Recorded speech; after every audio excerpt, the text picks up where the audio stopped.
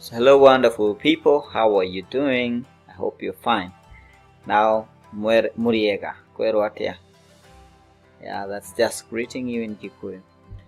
Now, today I'm going to do a review of a book by the name of Modern Gikuyu, and it's written by these people. It's available in Amazon. So you can see I'm reading it from my Kindle for PC. The book is Modern Gikuyu again. Now, straight to the contents. We have a cover, we have nouns, we have regular nouns, adjectives, we have a lot of parts of speech, we have tenses and useful phrases. Alright, so go to the cover. It's the cover. It's a nice one. But what we need to do is to just start and let's look at what they have. Let us look at what they have. Now, contents, Modern Gikuyu, reading Gikuyu and understanding Gikuyu. We have a list of tables for the alphabet, nouns, and other parts of speech, and useful phrases. All mistakes, they say that all mistakes are theirs. The license, they're saying you're able to photocopy, redistribute for private or commercial use. There are no restrictions. So they're saying we don't need their permission, we can just go ahead and do good. So I'm hoping I'm doing good already to you. Right. Quickly we go to some of the phrases that are written here. They're saying that by the end of this book you should be able to read those sentences and translate them in Kikuyu. For teachers like me, they are saying that this guide should provide us a basic outline for getting our new language learners to master the basic structure of the Gikuyu language. So it's a spelling system that uses spaces and separate pronouns from verbs. Right. We go straight to the book itself, the content. And they're saying that when you're reading Kikuyu, the easiest way to learn the rules of grammar of a language is to read text written in that language. So we're going to start trying to recognize letters in the Kikuyu language, and I know that we've already covered letters in my previous videos, so it does not harm to go through the list again. Remember, we said that D will not stand alone. D will not stand alone in Gikuyu, and also J will not stand alone. Both will have N. Only in special cases do we have them standing alone, and those special cases are, for example, when you're translating the name of a person, like let's say the name is Daniel, you cannot put N. Still Daniel, or Jacob, Jakufu, you will not put N. But when writing common words in Kikuyu, you cannot let D and J stand alone. But that's just a reminder. What we are here to do today is just to look at a bit of grammar in this. So nouns, so the nouns are just we can say names of things, yeah, or words that are used to describe something or a group of words. Now, things in Kikuyu have names also. There are two types of modern Gikuyu nouns. We have person nouns and regular nouns according to this book. Okay, and they're saying that the older Gikuyu had up to 10. Formal written Gikuyu often has up to 10 types of nouns, but we're going to look at two main classes, the person ones and the regular ones. Right. Gikuyu nouns dictate a lot about how other parts of speech in a sentence are written down. So this behavior is called concord. because all the parts of the speech must agree with each other in a grammatically correct sentence. What that means is that you really need to factor in the noun for you to be grammatically correct. So nouns can be singular or plural, and we know that. Personal nouns generally will begin with mo.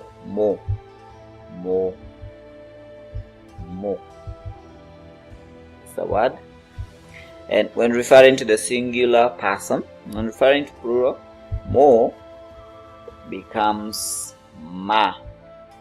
Mo becomes, you add you replace o with a, so it becomes ma. Alright. Where the singular begins with ka if it's a person, but ka shows that person is small in a way, young or small. It is replaced by the plural to. We are going to see what they mean by that soon. This is a table that gives you examples. The first word is written in Gikuyu, singular form, Mũtumia. Mũtumia is a woman, that is a mature woman of marriage age, and can be young or old. So what I mean by young is a married woman who is young, like let's say 20 something, but typically a married woman, whether 18 or 91 years or 100, is still Mũtumia by the virtue of being married. So Mũtumia, atumia, the plural. So mo becomes a in the plural.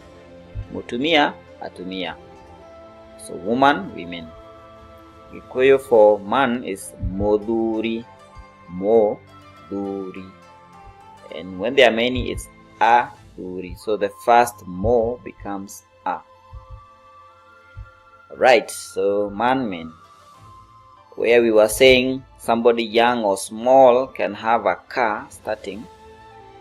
If it was a normal common word for a lady, that is a lady who is just about, okay, a lady who is who can be married or is of married age but is not married, will be called Mũirĩtu.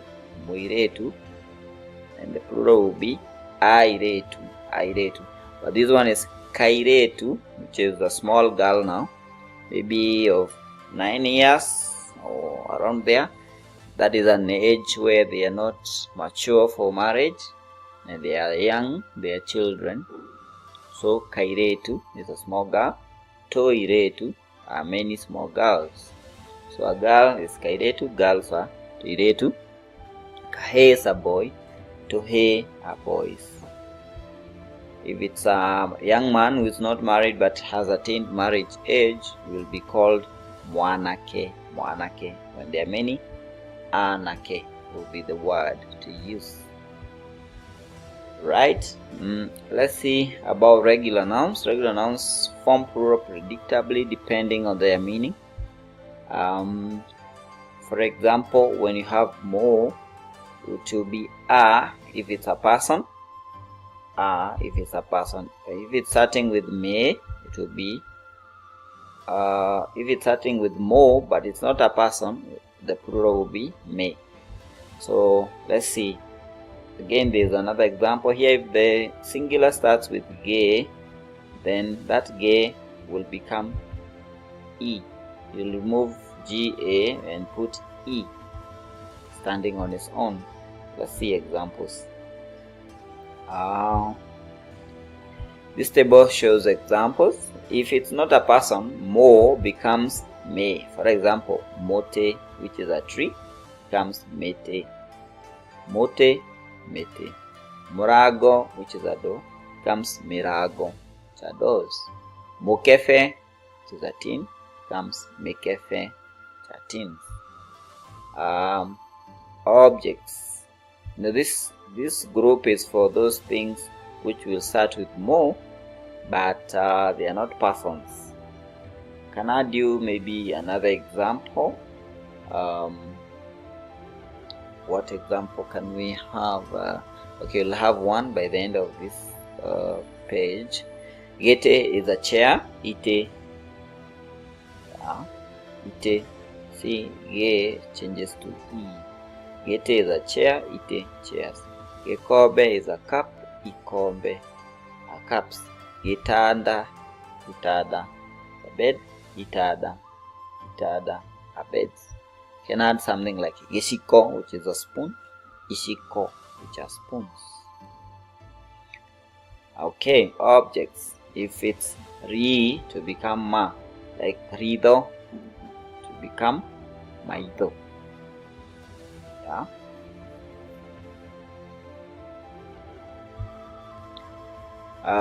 Something like Mũithikiri, which is a bicycle, will become mĩithikiri, which are bicycles. So I hope you at least have a grasp of some of those things. Maybe in the next lesson we're going to look at those nouns which describe those adjectives which describe nouns. Yeah, you know, an adjective is that word which will describe a noun, so show the quality of a noun. And there they have given us an example. Nyobajero. Nyobajero. It's a new house. In Kikuyu you start with the noun, then the adjective. In English you do the other way around. New house. In Kikuyu it will be house new. Nyobajero. Alright, thank you, great people. We are going to start from here in the next video. So God bless you so much. Thank you for listening. This is Boniface for Kikuyu once again. If you want lessons, just let me know. My contacts are in previous videos.